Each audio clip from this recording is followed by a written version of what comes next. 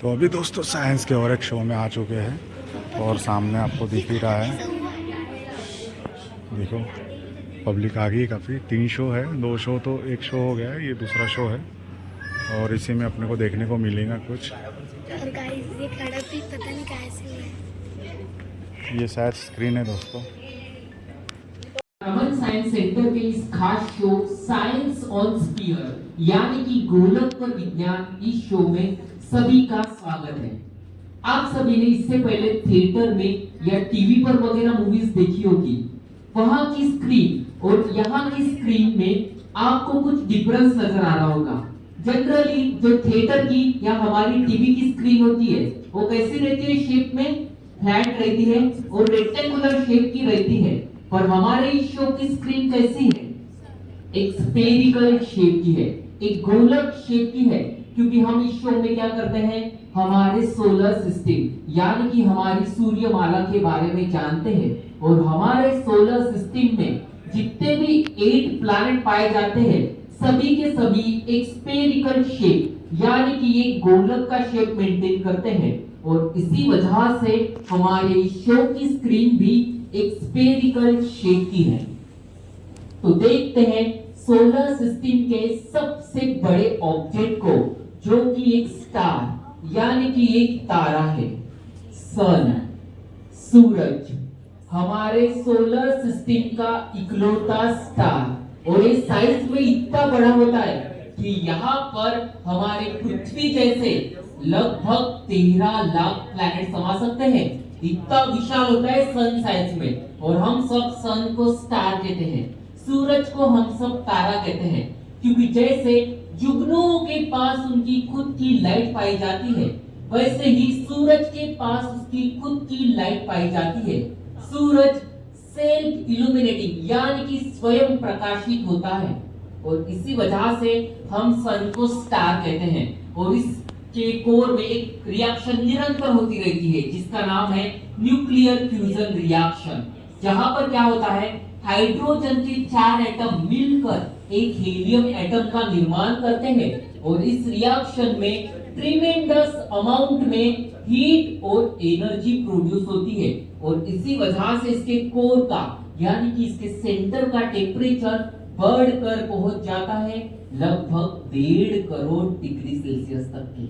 और इसी वजह से इसकी सतह का यानी कि इसके सरफेस का भी टेम्परेचर हमेशा हाई पाया जाता है, जो कि रहता है लगभग 5000 टू 6000 डिग्री सेल्सियस के बीच में। और यही जो एनर्जी है यही हमारे धरती पर सनलाइट के फॉर्म में यानी कि सूर्य प्रकाश के रूप में आती है, जो कि आती है लगभग 8 मिनट एंड 20 सेकंड्स में।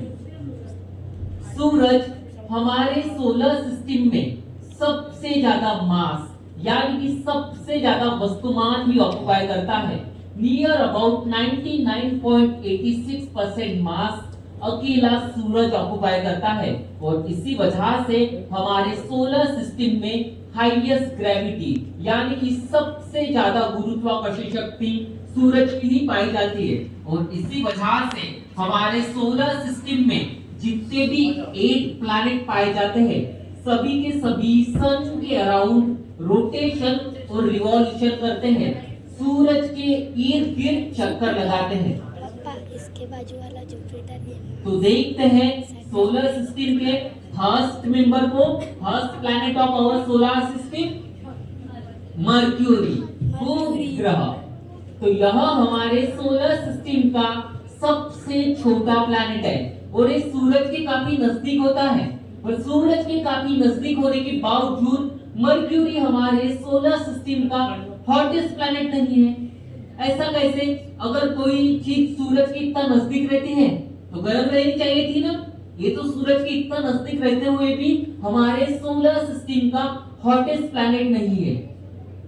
ऐसा इसलिए क्योंकि मर्क्यूरी के पास उसका खुद का एटमॉस्फेयर यानी कि वातावरण ही नहीं पाया जाता है। और इसी वजह से इस प्लैनेट पर जितनी भी सनरेज इंसिडेंट होती है उसमें से ज्यादातर सनरेज रिफ्लेक्ट बैक यानी कि परावर्तित हो जाती है। और इसी वजह से मर्क्यूरी अपने डे नाइट टेम्परेचर वेरिएशन के लिए जाना जाता है। यहाँ पर दिन का तापमान बढ़कर पहुंच जाता है 430 डिग्री सेल्सियस तक के, और रात का यही तापमान ड्रॉप डाउन होकर कम होकर पहुंच जाता है -180 डिग्री सेल्सियस तक के। इतना ज्यादा टेम्परेचर में वेरिएशन रहता है मर्क्यूरी पर। यानी कि एक तरफ ऐसा टेम्परेचर अगर हम वहां पर जाते हैं तो पूरी तरह से जलकर राख हो जाएंगे, और एक तरफ ऐसा टेम्परेचर अगर हम वहां पर जाते हैं तो पूरी तरह से फ्रीज हो जाएंगे, पूरी तरह से जम जाएंगे। इतना कम टेम्परेचर पाया जाता है मर्क्यूरी पर। यानी कि मर्क्यूरी पर तो हमारे लिए लाइफ भी पॉसिबल नहीं है। तो देखते हैं सोलर सिस्टम के दूसरे मेंबर को, वीनस, शुक्र ग्रह, हमारे सोलर सिस्टम का brightest as well as hottest planet, सबसे ज्यादा चमकीला और सबसे ज्यादा गर्म रहने वाला ग्रह, क्योंकि वीनस के पास उसका खुद का एक डेंस एटमॉस्फेयर यानी कि काफी घना वातावरण पाया जाता है, और उस एटमॉस्फेयर में एक ग्रीन हाउस गैस पाई जाती है जिसका नाम है कार्बन डाइऑक्साइड गैस, जो गैस हमारे धरती के एटमॉस्फेयर में भी पाई जाती है। और हमारे धरती के एटमॉस्फेयर में कार्बन डाइऑक्साइड गैस बहुत ही कम मात्रा में, लेस देन 1% में पाई जाती है, पर वही कार्बन डाइऑक्साइड गैस वीनस के एटमॉस्फेयर में 98% में मौजूद होती है। ये गैस क्या करती है, जितनी भी सनराइज इस प्लैनेट पर इंसिडेंट होती है उसको ट्रैप करके रखती है, सोलर रेडिएशन को एब्जॉर्ब करती है, और इसी वजह से इस प्लैनेट का टेम्परेचर बढ़कर पहुंच जाता है 460 डिग्री सेल्सियस तक के, और इसी वजह से इस प्लैनेट को हमारी सोलर सिस्टम का हॉटेस्ट प्लैनेट भी कहा जाता है। आप सभी को यहाँ पर कुछ व्हाइट पैचेस भी नजर आ रहे होंगे, कुछ सफेद धब्बे दिखाई दे रहे होंगे। ये वीनस पर पाए जाने वाले क्लाउड्स, यानी कि वीनस पर पाए जाने वाले बादल हैं, जो कि सल्फर डाइऑक्साइड से बने हुए रहते हैं। और जैसे हमारे पृथ्वी पर बारिश के रूप में पानी बरसता है, वीनस पर भी बारिश होती है, और वीनस की बारिश में कॉन्सेंट्रेटेड सल्फ्यूरिक एसिड यानी कि तेजाब बरसता है। एसिड रेन होता है वीनस पर, और एसिड क्या करता है, किसी भी चीज को जलाकर राख कर देता है। यानी कि वीनस पर भी हमारे लिए लाइफ पॉसिबल नहीं है। और अभी हमने दो प्लैनेट देखे, मर्क्यूरी और वीनस, इन दोनों के पास एक भी नेचुरल सैटेलाइट यानी कि एक भी चांद भी नहीं पाया जाता है।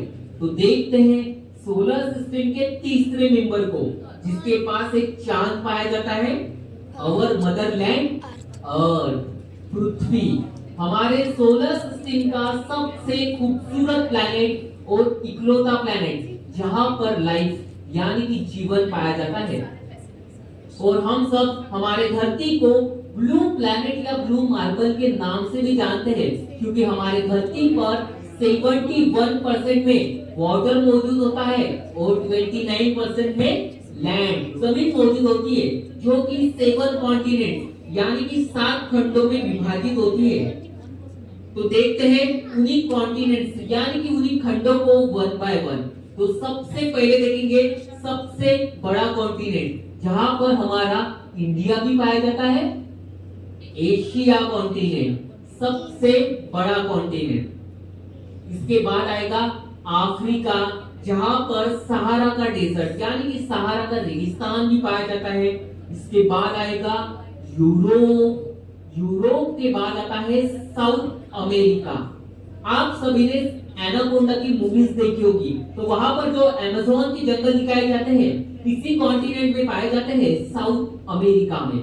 इसके बाद आएगा नॉर्थ अमेरिका, यूनाइटेड स्टेट्स, और यह है हमारे धरती के ऊपर का सबसे बड़ा ओशियन, सबसे बड़ा महासागर पैसिफिक ओशियन, प्रशांत महासागर। और इसके बाद आता है कंगारुओं का कॉन्टिनेंट ऑस्ट्रेलिया, और लास्ट में आता है अंटार्कटिका, जो कि पूरा का पूरा बर्फ से घिरा हुआ रहता है। हमारी अर्थ उसके एक्सिस पर 23.5 डिग्री से टिल्ट रहती है, झुकी हुई रहती है, और इसी वजह से यहाँ पर सीजनल वेरिएशन यानी कि ऋतु परावर्तित होते हैं। समर, विंटर, रेनी सीजन, ऐसे सीजन चेंज होते हैं। तो देखते हैं इसी के एक नेचुरल सैटेलाइट को, जो कि रोज रात को हम आसमान में देखते हैं, मून, चांद।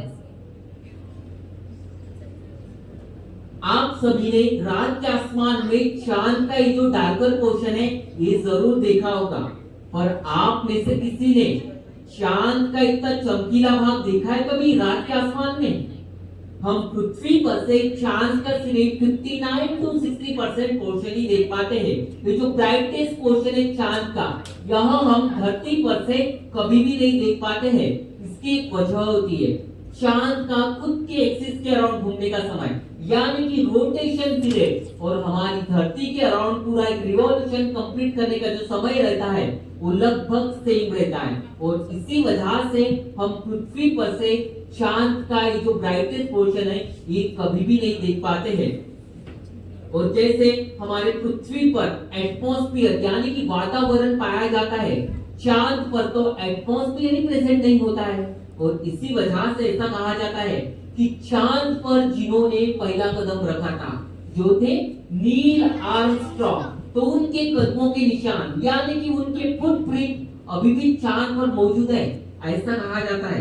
तो देखते हैं सोलर सिस्टम के चौथे मेंबर को, जिसे हम रेड प्लैनेट यानी कि लाल ग्रह के नाम से भी जानते हैं, मार्स, मंगल ग्रह। तो यहाँ हमें रेडिश ब्राउन कलर का नजर आता है, इसीलिए इसे हम रेड प्लैनेट कहते हैं। पर क्यों दिखाई देता होगा हमें मंगल ऐसे लाल? आप सभी ने लोहे को जंग चढ़ते हुए देखा होगा, रेडिश ब्राउन कलर का रहता है। और इस प्लैनेट की मिट्टी में भी आयरन ऑक्साइड यानी कि लोहे की जंग पाई जाती है। और इसी वजह से जो प्लैनेट है यहाँ हमें ऐसा रेडिश ब्राउन कलर का नजर आता है। और जैसे हमारे पृथ्वी पर 2 पोल्स पाए जाते हैं, मार्स पर भी 2 पोल्स पाए जाते हैं, नॉर्थ पोल और साउथ पोल, जो कि ड्राई आइस की आइस कैप से घिरे हुए रहते हैं। और इसी के नीचे पाया जाता है सलाइन वाटर यानी कि खारा पानी। और जैसे हमारे पृथ्वी के ऊपर का सबसे बड़ा माउंटेन है माउंट एवरेस्ट, वैसे ही यहाँ पर पाया जाता है हमारी सोलर सिस्टम का सबसे बड़ा माउंटेन ओलंपस मॉन्स, जिसे निक ओलंपिया के नाम से भी जाना जाता है, जो कि हमारे धरती पर पाए जाने वाले माउंटेन माउंट एवरेस्ट से भी 2 से 3 गुना ज्यादा बड़ा होता है। और मार्स के पास टोटल 2 नेचुरल सैटेलाइट यानी कि 2 चांद भी पाए जाते हैं, जिसमें से एक होता है फोबोस और दूसरा होता है डीमोस। तो अभी हमने मार्स तक जितने भी 4 प्लैनेट देखे, ये सभी इनर प्लैनेट की कैटेगरी में आते हैं। और इनको हम टेरेस्ट्रियल प्लैनेट भी कहते हैं, क्योंकि यहाँ पर क्या है, सॉलिड सरफेस है, यहाँ पर हम खड़े रह सकते हैं। पर अभी हम जुपिटर से लेकर नेपच्यून तक जितने भी प्लैनेट देखने वाले हैं, ये सभी आउटर प्लैनेट की कैटेगरी में आते हैं, क्योंकि ये जो प्लैनेट है पूरे के पूरे गैसेस से बने हुए रहते हैं या पूरे के पूरे आइस से बने हुए रहते हैं। तो देखते हैं सोलर सिस्टम के सबसे बड़े प्लैनेट को, biggest planet in our solar system, Jupiter गुरु ग्रह। तो यहाँ का एटमॉस्फेयर आपको कुछ अलग नजर आ रहा होगा, काफी वॉयलेंट दिखाई दे रहा होगा, क्योंकि जो प्लैनेट है पूरा का पूरा गैसेस से बना हुआ रहता है, हाइड्रोजन, हीलियम जैसे गैसेस से बना हुआ रहता है। और इसी वजह से इस प्लैनेट को गैसियस जायंट के नाम से भी जाना जाता है। और जैसे हमारे पृथ्वी पर एक दिन 24 आवर्स में कंप्लीट होता है, यानी कि हमारी धरती खुद के अराउंड पूरा एक चक्कर लगाने के लिए 24 घंटे लगाती है, वैसे ही ये जो जुपिटर है ये अपने एक्सिस पर इतना फास्टली रोटेट करता है कि ये लगभग 9 आवर 56 मिनट्स में ही अपना एक पूरा रोटेशन कंप्लीट करता है। यानी कि अगर हम इस प्लैनेट पर जाते हैं, जो कि पॉसिबल तो नहीं है, पर समझो अगर हम इस प्लैनेट पर जाते हैं तो यहाँ पर एक दिन सिर्फ 9 घंटे 56 मिनट्स में ही कंप्लीट हो जाएगा। इतना फास्ट ये अपने एक्सिस पर घूमता है। और इसी वजह से इसके सतह पर हमें बहुत से तूफान भी नजर आते हैं। आप सभी के स्क्रीन के सामने एक सर्कुलर पोर्शन आया है, ये यहाँ पर पाए जाने वाला एक जाना माना तूफान है, जिसका नाम है द ग्रेट रेड स्पॉट, जो कि एक्चुअल में इतना बड़ा होता है कि वहां पर हमारे पृथ्वी जैसे 2 से 3 प्लैनेट समा सकते हैं। इतना बड़ा वो तूफान होता है। तो आप में से कोई गेस कर पाएगा पूरे के पूरे जुपिटर में हमारे अर्थ जैसे कितने प्लैनेट फिट हो पाएंगे? तो according to the scientist near about 1300, यानी कि लगभग 1300 पृथ्वियां समा सकती है। इतना विशाल होता है जुपिटर, इतना बड़ा होता है साइज में। तो देखते हैं सोलर सिस्टम के नेक्स्ट मेंबर को, सैटर्न, शनि ग्रह। तो आप सभी ने सैटर्न की इमेजेस किताबों में या मोबाइल फोन में वगैरह देखी होगी। आपको यहाँ पर कुछ मिसिंग नजर आ रहा होगा। रिंग्स, सैटर्न के अराउंड रिंग्स पाई जाती है, पर वही रिंग्स हमें यहाँ पर प्रोजेक्ट कर पाना पॉसिबल नहीं है। तो आप कल्पना करिए कि इसके अराउंड रिंग्स है। तो देखते हैं कि वो रिंग्स कैसे फॉर्म हुई। सैटर्न का एक नेचुरल सैटेलाइट, एक चांद, इसके एटमॉस्फेयर में आकर बर्स्ट हो गया, फट गया, और सैटर्न की ग्रेविटी के वजह से चांद का जो भी मलबा निकला, जो भी डेब्रिस निकली, वो इसके अराउंड रोटेशन और रिवॉल्यूशन करने लगे, इसके इर्द गिर्द चक्कर काटने लगे, और उन्होंने ही वह रिंग्स फॉर्म की है। सैटर्न भी पूरा का पूरा गैसेस से बना हुआ रहता है, और यह हमारे सोलर सिस्टम का सेकंड बिगेस्ट प्लैनेट है। इसमें भी लगभग हमारे पृथ्वी जैसे 1100 प्लैनेट समा सकते हैं। इतना विशाल होता है सैटर्न भी साइज में। और इस प्लैनेट के बारे में एक खास बात है, इसे किंग ऑफ द मून्स यानी कि चंद्रमाओं का राजा भी कहा जाता है, क्योंकि हमारे सोलर सिस्टम में सबसे ज्यादा चांद सैटर्न के ही पाए जाते हैं, जो कि रहते हैं लगभग 146 मून्स, और जिसमें से सबसे बड़ा चांद होता है टाइटन। इस मेंबर को यूरेनस, अरुण ग्रह। तो ये जो प्लैनेट है ये अपने एक्सिस पर कुछ ऐसे 98 डिग्री से टिल्ट रहता है, 98 डिग्री से झुका हुआ रहता है। इसकी एक वजह है, हमारे पृथ्वी जितना बड़ा एक एस्टेरॉइड इस प्लैनेट को 2 बार आकर टकराया, और इसी वजह से इस प्लैनेट की टिल्टिंग ऐसे 98 डिग्री पर हो गई है, और ये इतना ज्यादा अपने एक्सिस पर झुका हुआ रहता है। इस वजह से इस प्लैनेट पर सूरज की रोशनी भी बराबर नहीं पहुंच पाती है, और इसी वजह से जो प्लैनेट है यह हमारे सोलर सिस्टम का कोल्डेस्ट प्लैनेट यानी कि सबसे ज्यादा ठंडा रहने वाला ग्रह भी है। और जब ये प्लैनेट अपने एक्सिस पर घूमता है तो ऐसे लगता है कि कोई पहिया अपने एक्सिस पर घूम रहा है, और इसी वजह से इसे रोलिंग प्लैनेट के नाम से भी जाना जाता है। तो मिलते हैं सोलर सिस्टम के लास्ट मेंबर को, नेपच्यून, वरुण ग्रह। तो इस प्लैनेट के बारे में भी एक खास बात है, इसे हमारे सोलर सिस्टम का रिचेस्ट प्लैनेट यानी कि सबसे अमीर ग्रह भी कहते हैं, क्योंकि यहाँ हमारे सोलर सिस्टम का इकलौता प्लैनेट है जहाँ पर प्रोमिनेंट डायमंड्स की बारिश होती है, हीरो की बरसात होती है नेपच्यून पर इस प्लैनेट का बैड लक तो देखिए कि वहां पर वो डायमंड्स कलेक्ट करने के लिए कोई भी प्रेजेंट नहीं है। तो अगर आप में से किसी को रीच होना होगा तो जा सकता है नेपच्यून पर डायमंड्स कलेक्ट करने के लिए, बट अगर हम उस प्लैनेट पर जाना भी चाहे तो नहीं जा सकते हैं, क्योंकि हमारे धरती के पास इतना फ्यूल नहीं है कि हम उस प्लैनेट पर जा सके और वापस भी आ सके। पर समझो गलती से हम उस प्लैनेट पर पहुंच भी जाते तो वहां पर हम सरवाइव नहीं कर सकते, क्योंकि वहां का जो एटमॉस्फेरिक प्रेशर रहता है काफी ज्यादा प्रेशराइज रहता है। अगर हम उसके एटमॉस्फेयर में थोड़ा भी एंटर करते हैं तो हम सैटर्न के मून की तरह, शनि के चांद की तरह हम भी बस्ट हो सकते हैं, फट सकते हैं। इतना ज्यादा वहां पर वो एटमॉस्फेरिक प्रेशर रहता है। तो देखते हैं हमारी पृथ्वी पर दिन और रात कैसे होती है।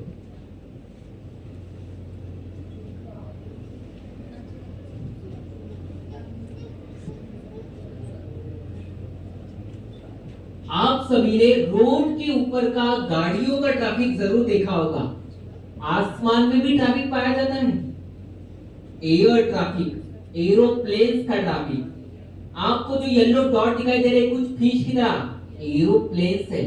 तो एशिया कॉन्टिनेंट में सबसे ज्यादा एयर ट्रैफिक आपको कौन से कंट्री में नजर आ रही है, इंडिया में या चाइना में?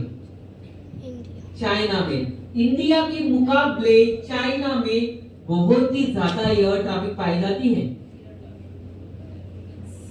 इंडिया में तो चाइना के मुकाबले बहुत ही कम एयर ट्रैफिक पाई जाती है और इंडिया में ज्यादातर एयर ट्रैफिक मेट्रो सिटीज यानी कि दिल्ली, मुंबई, हैदराबाद, बेंगलोर की तरफ भी पाया जाता है और वर्ल्ड का सबसे कम एयर ट्रैफिक पाया जाता है अफ्रीका कॉन्टिनेंट में, क्योंकि यहाँ पर बहुत ही ज्यादा अंडर डेवलप्ड कंट्रीज पाई जाती है और सहारा का डेजर्ट भी पाया जाता है जहाँ पर हमें एयरपोर्ट बिल्ड करना पॉसिबल नहीं है और इसी वजह से यहाँ पर एयर ट्रैफिक बहुत ही कम पाई जाती है। पर थोड़ा सा ऊपर नजर डालिए यूरोप की तरफ।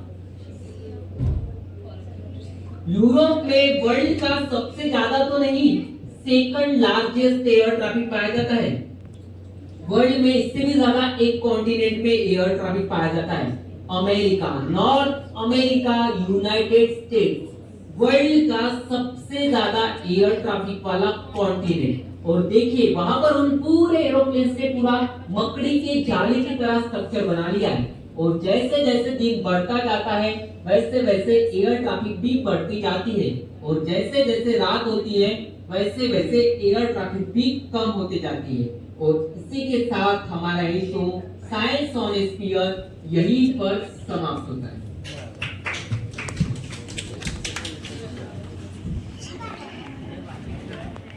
दोस्तों अभी हमने साइंस ऑन स्फीयर ये प्रोग्राम देखा है यहाँ पे और बहुत ही अच्छा पूरे ग्रहों के बारे में जानकारी दी है, तो आप भी ये शो ज़रूर देखिएगा। यहाँ पे बहुत ही अच्छा शो है, मुझे तो बहुत अच्छा लगा है, काफ़ी समझदारी से इन्होंने बताया है। तो चलिए अभी तारामंडल की ओर चलते हैं हम।